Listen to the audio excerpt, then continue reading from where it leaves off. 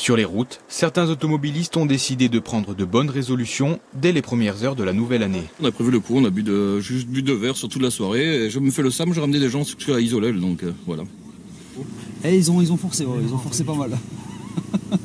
Non, on a été raisonnable. Il n'y a pas eu pas de soucis. C'est la première fois qu'elle sort.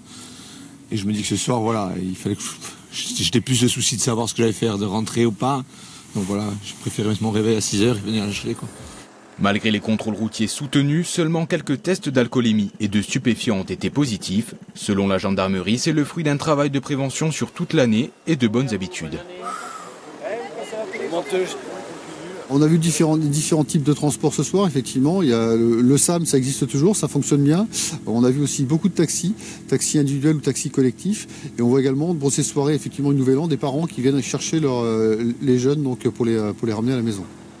Tout au long de la nuit, de 3h à 8h du matin, 11 postes fixes de contrôle en Corse du Sud et 13 en Haute-Corse ont été mobilisés. En tout, 150 gendarmes étaient sur le terrain, complétés par des brigades cynophiles afin de détecter un potentiel transport de marchandises suspectes, et ce, sur des tronçons de route bien définis. On privilégie les postes de contrôle sur les axes les plus fréquentés qui se situent aux abords des villes et entre les centres où l'on trouve des établissements de nuit ouverts et les principales agglomérations.